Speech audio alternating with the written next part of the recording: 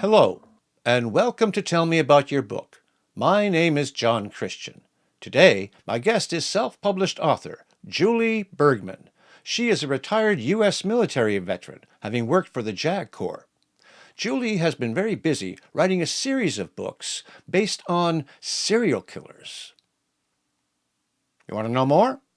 Well, then stay tuned.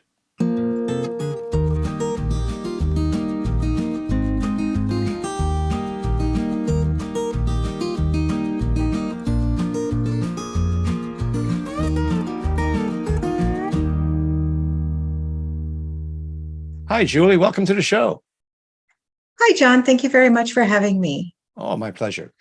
Now, you've written 2 books, I understand, and perhaps a third one. Can you tell us about that? Yeah, so I'm about ready to publish my third one, probably somewhere in the beginning of January. I'm just waiting for the cover designer to get back to me. So with the holidays, I figured better to wait until January since everybody is really busy. But let me tell you a little bit about my books. I joined the military in 1996, so just a minute ago, and I spent 25 years in the military. So that's what my books are based off of. They're military thrillers. And a lot of it is about being a woman in the military, and a lot of it is about investigations, the JAG Corps, which is the Judge Advocate General, and some of the things that happen inside the military that a lot of people don't know about. So the first book is The Fatal Creation. It's a serial killer novel. So my main protagonist is a defense investigator. She works on cases to help defend airmen and finds evidence to help them with their cases. But then in the very first book, she is handed a murder case. So it's her very first big case that she gets drawn into. And it turns out that she has a bunch of trials and tribulations, stumbles a little bit, gets herself in trouble, and then ends up coming out okay in the end. The second book is The Fatal Couple. Mac is the protagonist. She's making a name for herself. She's kind of getting a reputation for being able to solve complex cases. So they send her to Joint Base Lewis McChord in Seattle. And she finds herself hunting a serial killer couple who is feeding off of each other and attacking both civilians and military members as part of their twisted little game. So yeah, so that one's a lot of fun.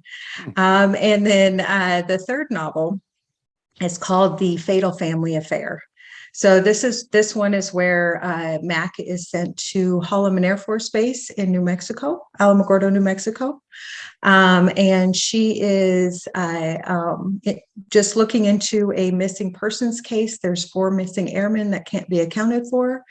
And she has to go in and investigate them. Then it turns into something much bigger where there's a drug trafficking ring and a bunch of people conspiring. And she gets into a little bit of trouble. Her family gets involved in the whole situation. And she has to go toe to toe with her mother that she's been estranged with for a very long time. So that's the third one. And then I'm working on the fourth one, which is a lot of fun too. Wow, of course. Yeah. Yeah. And the books have a little bit of everything. They've got a little bit of military romance, suspense, thriller, good serial killers, all that kind of stuff. And you actually worked in the military in the JAG Corps yourself? I did. I spent 17 years in the JAG Corps. I had many other jobs as well, but the predominant amount of my time in the military was in the JAG Corps. Mm-hmm. I worked both prosecution and defense, so I know both sides of the house. And that's where I brought a lot of my information from. And I actually worked as a defense investigator as well on a couple of cases. So, wow. So talk about write what you know. That's exactly what you're doing here. Exactly. Yes. When did you write your first book? I actually started that one around 2019. I started dabbling it. I needed an outlet. After 25 years in the military, I was just kind of burnt out, and I needed something creative and fun to do with my brain. So it took me a little while to finish that one. I finally published that one in December of 2021.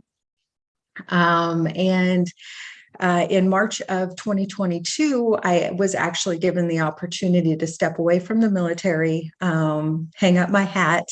And since March of 2022, I've been just kind of taking a break and writing full time, trying to figure out, this whole marketing thing, and just having a really good time with it, just having some decompression. And it's been very, very needed. And then, hopefully I won't have to go back to work if I can make this all work out for me. Right, right. So, Did you think that you were going to write a series when you were writing your first book? I mean, or did that come afterwards? that came kind of as I went. So I've read, hundreds of different books, hundreds of different series. And I knew that a lot of people did series. I just didn't know the science or the psychology behind that. Mm-hmm. So I've taken lots of different classes and I tried to figure out the best approach. The first time I published the book, it was Sahar's creation, but then once I realized that it was better to go with a series, I went back and I redid the cover, redid the titles, republished, and kind of started again. You only know what you know. So, Sure. So I just started the series, and now I'm, rolling into book 4 on the series, and so far it's going pretty well. Yes, I suppose writing a series, whichever book that you're launching that from, being your first book, and when you decide, I'm going to write a series here, you may even have to re-edit it to sort of tease that there's more to come. So just stand by. Is that something that you have to do when you write a series? Oh, absolutely. There are those little danglers out there, like you're talking about with her romantic relationship with another military member named Hudson. There's also some different teasers at the end of each book to get them hopefully to read the next book. Mm-hmm, mm-hmm. So, yeah. When you're doing something like that, you must get very close to your characters. Oh, very much so. Yeah. Emotional. You get emotional sometimes what they're going through and you feel it yourself? Yes.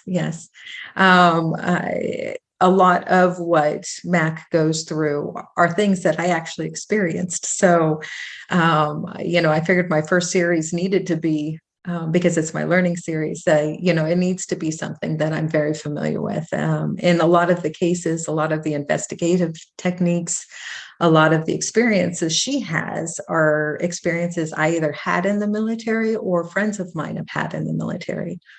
So, any good story has a little bit of truth to it. Well, yeah, that's the case. Yeah. So, very close to my characters. The titles, will they be carrying a similar word throughout just to keep it sort of glued together? Yes. So the key word is fatal. Mm-hmm. So the fatal creation, the fatal couple, the fatal family affair. I haven't quite landed on the title for the 4th one, but it'll be something with fatal in it. Sure. I got to ask you, what made you want to write in the first place? Really, it started out as just an outlet, kind of a stress reliever. I have been telling stories to my kids for years. I have 4 children. And, when they were little, they loved to play make-believe and have mom come up with stories. So that's kind of how I started out as a storyteller. And I've had lots of little short stories, lots of little ideas out there, things like that. And it just took off from there. What a great stress reliever. If nothing else, it has been very therapeutic. Yeah. It's a lot of fun. And I just, and I'm learning a ton. It is a very interesting industry. You're still just finishing your 3rd. I'm finishing the edits on my 3rd, and I'm about a quarter of the way into my 4th. Oh, so do you do your own edits? No, I hire a woman. Her name is Siobhan Clark. She is absolutely amazing. She does freelance editing, and she is very, very good at what she does. Thank goodness, because nobody should really try to edit their own work. Okay. Unless you're just really good at that. I'm not very good at it. Yeah, it's a matter of expense as well. But I agree. Yes. I agree. Regardless of how good you are at whatever you're doing, having other people there to bounce off of, absolutely important. Sure. Yeah. And, no, absolutely. Maybe I'll take up editing other people's books in the future and maybe make some money doing that. There you go. Yeah. I mean, it's a great industry to get into, especially if you're very detail oriented. Right. Yeah, because I can go over the book, 5-10 times. I can read it out loud. I can do all those kind of things, and she'll still find errors. And I'm like, What I'm curious about when someone else is editing a book, which is very Yeah. important, as we've determined here, and they give you notes, I guess that's what it is. I used to get Oh, notes as she an does. editor all the time from my executives. And Oh, yeah. sometimes I thought, really, you want me to do that? And then it turns out that by doing it, it was actually better. So I know. Right. Do you change it, or sometimes do you say, well, I'm not going to change that because here's my reason for it? Well, on the first book, it was a little interesting because I had to get used to taking the military terminology and making it into civilian speak. After 25 years in the military, I speak a different language. And she had no military background, has no military background. So she had to, that first book was a little bit of a learning curve because she had to figure out what I was talking about. Which was important to know because, obviously I knew what I was talking about, but if she didn't, Right. so working through that military language took a little bit, but now we're on a roll. Everything's going very smoothly. If she doesn't know what I'm talking about, that's what I wanted to know. That's why I actually went out and hired a editor that had no military background on purpose, because I wanted to make sure my books were understandable to the general population and not just, the military population. So, and my first book was riddled with acronyms and military speak and things like that. So there was a lot of editing the first time around, but now I've gotten into a rhythm. I know how to introduce military information without just, telling Yeah, people about sure. it. Yeah. So Every industry has their terminology. yeah, but it's a That's fine art, interesting. not boring people to death about it. Right. Sure. That's interesting. Yeah, Yeah. Never thought of that. Pretty cool. yeah. So yeah, I'm having a lot of fun with it. Great. Have you done any book fairs or readings or anything like that? I've done a couple locals. So they had one here at Fairchild Air Force Base in Spokane, and I did that one. I've done a couple of online book readings and things like that. I went down to one of my local bookstores and did a book signing there. So just a couple of little things, just trying to break into the library system and things like that too. That's a little bit harder to do apparently. So, but yeah, just trying to get out into my local community, and just try to figure out how all that works. Yeah. One of the things that's on my mind these days is marketing. And you mentioned earlier, but it's a little tricky. What have you learned there, and what are you doing about it? Okay, so there's more options out there than a person really wants to. It's kind of almost like the fitness industry where there's so many different opinions on how to do it, what to do right, what not to do right. There's paid advertising, but that can get extremely expensive extremely fast. So I've been focusing on building my email list, and trying to find different platforms where I can connect with other authors, where I can share their book, they can share my book on their platforms, and we can collaborate. I've got a couple of interested authors so far. I'm running a promotion right now where you can get a free Kindle and my first 2 books if you sign up for my email list. So I've got that going out there right now. I'm doing an Amazon ad. And the needle is moving very slowly. But it's moving here and there. I'm definitely spending more than I make right now. But I understand that is pretty common until you get a large back library of books.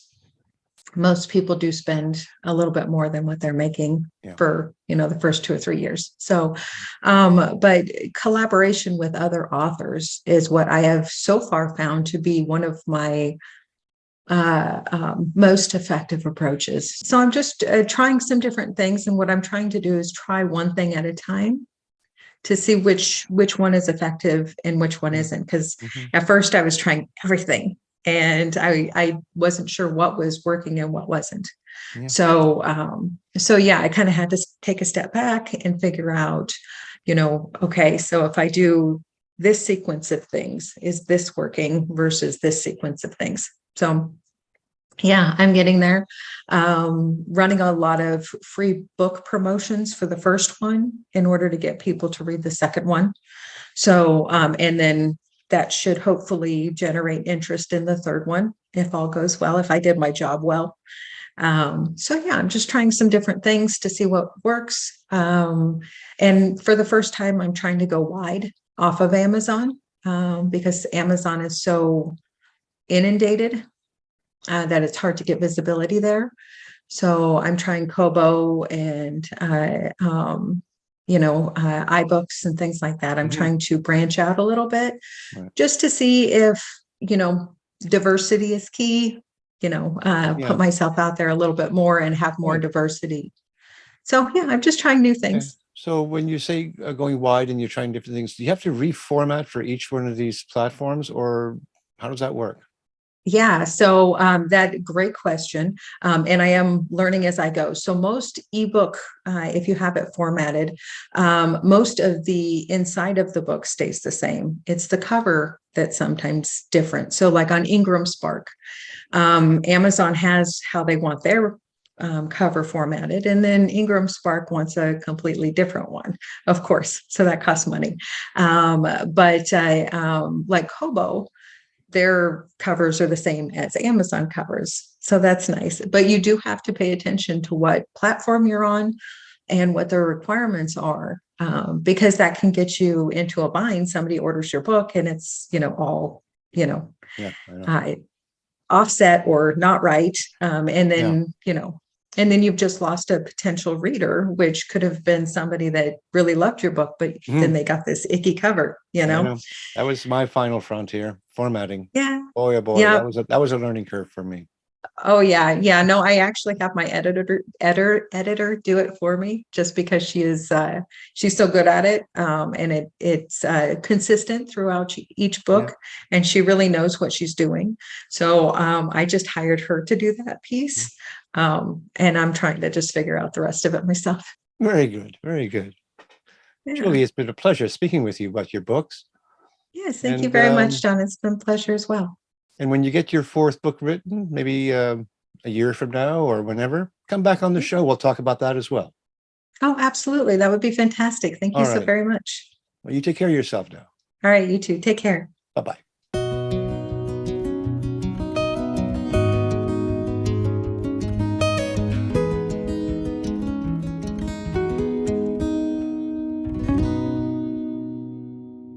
And that's our show for today. If you like what I do here on Tell Me About Your Book, then go ahead, hit that like button and subscribe. And don't forget to ring that bell for future notifications. And if you are a self-published author, I would really like to talk to you. Until such time, keep on writing and be kind to one another.